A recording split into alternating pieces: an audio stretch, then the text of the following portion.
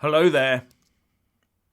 The big Brexit question right now is whether or not Nigel Farage is preparing to ditch even more Brexit Party candidates.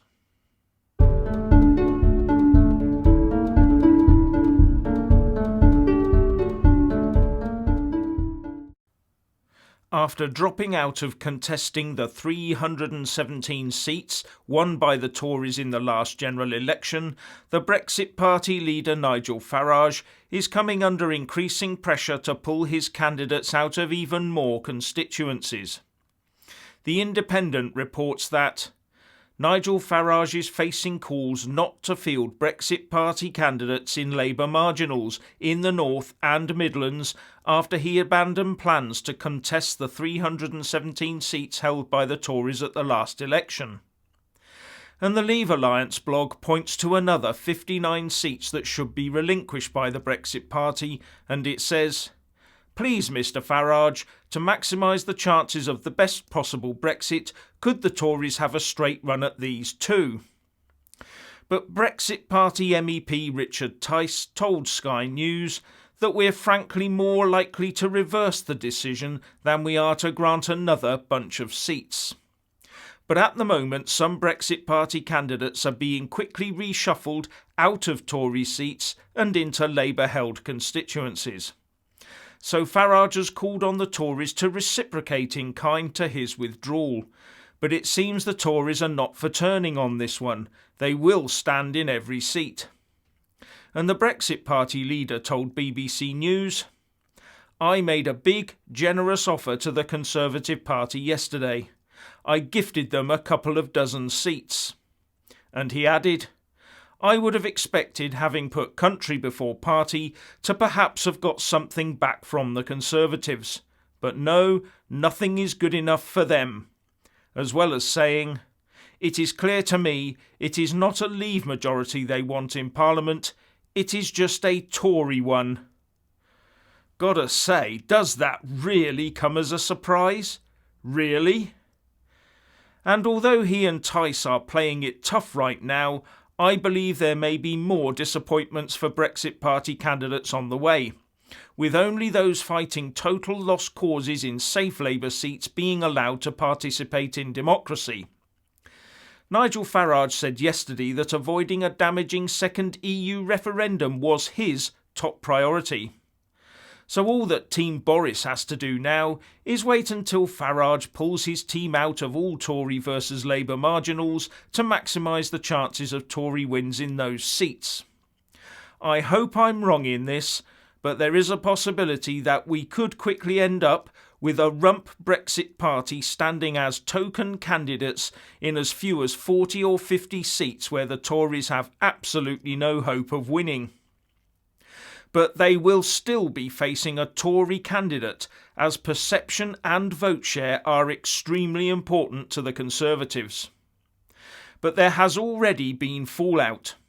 One disaffected Brexit Party candidate, who was lined up to contest the Arundel and South Downs seat, Robert Wheel, is quoted in the New European as calling the decision a disgrace to politics when speaking on LBC, and also saying, "It's putting Nigel before the country.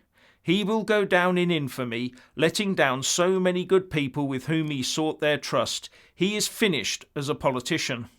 All that Farage has exposed is his duplicity to so many supporters who had put their faith in him." And former Brexit Party candidate Neil Greaves told the PA news agency that Nigel has let Brexiteers down. He should be standing up for the 17.4 million people who voted for Brexit. "I don't regard Boris Johnson's deal as Brexit. It's not even close. Farage has been totally outmanoeuvred and outnegotiated without Boris even having to say anything." The Metro says that this decision by Farage has sparked widespread anger amongst party members and candidates who have been stood down from the race. And it went on to say, a local group in Milton Keynes was so incensed at being denied their democratic right to vote, they branded their leader a traitor and instructed members to vent their anger to party headquarters. Another dropped Brexit Party candidate, Wayne Bailey, who had been due to contest the Crawley seat, is reported by ITV News to have an outbuilding stuffed with now useless Brexit Party campaign literature. And the report says that the angry ex-Brexit Party candidate, who was dropped after his party backed out from more than 300 seats, has claimed Nigel Farage owes him £10,000. The former candidate also tweeted, "Very disappointed to see Nigel bottle it and back the EU treaty agreed by Boris. We will now not see Brexit because of Conservative backroom deals." But Mr Bailey is undeterred and has decided to stand as an independent. And Brendan O'Neill writes in Spiked Online that this whole affair will be humiliating for the Brexit Party, and that this party has spent weeks insisting that it stands for real Brexit against Boris Johnson's sellout Brino, and saying it will stand across the country because principles count for more than pragmatism. Having now backtracked on this, it can't be surprised if people ask, what happened to those principles then? Now, earlier this year, the Brexit Party outdid UKIP's 2014 performance in the MEP elections. But I don't think the Brexit Party will do anywhere near as well on December the 12th as UKIP did in the 2015 general election. And this is borne out by the latest YouGov voting intentions poll, which you can see on this graph. The latest poll is indicated by the blue bar on the left of each party group.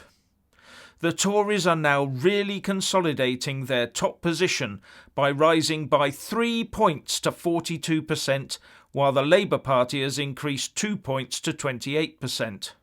The Lib Dems have dropped 2 points to 15%, but the Brexit Party support has now collapsed from 10% to just 4%.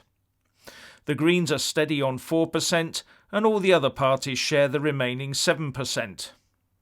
And this may be the reason for Nigel Farage pulling out so many candidates. He will, after all, be conducting private internal polling. Might this also lead him to totally pulling out rather than risking humiliation? Now, before the final news items, I want to say thank you to my viewers, subscribers and donors, and you can find a link to Patreon and other donation services in the descriptions box and first pinned comment below. I'm also informed that YouTube doesn't always notify you when I put up a new content piece, so for more political and Brexit insights, it's easier to just check out my channel every evening. So, Boris promised to get us out on the 31st of October and also promised that he would never appoint a new EU Commissioner to Ursula von der Leyen's new Commission. Well, he didn't achieve the first of those pledges, and he is now going back on the other, as Number 10 has announced that we will be abiding by our legal obligations in this matter. So I wonder what will happen on January the 31st. And now to more UK economy despite Brexit news. The UK employment rate in the 3 months to September was 0.5% higher than the same time last year at 76%, but 0.1% lower than the previous 3-month period. While the unemployment rate was 0.2% lower than the same time last year at 3.8% and also 0.1% lower than the preceding 3 months. And the economic inactivity rate was 0.3% lower than the same time last year at 20.8%, but 0.1% higher than the previous 3 months. And average weekly earnings, both including and excluding bonuses, increased over the last year by 3.6%, and, after adjusting for inflation, this equated to a 1.7% increase for regular pay and a 1.8% increase for pay including bonuses. And remember, these figures came from September, when no one knew what October the 31st would bring. Anyway, what do you think about all of this? Please share and comment, and thank you for watching. Please do like and share this video, and also subscribe to my channel. And when subscribing, please do remember to press on the little bell next to the subscribe button. That way you'll get an alert every single time I put up a new video. And thank you very much for watching.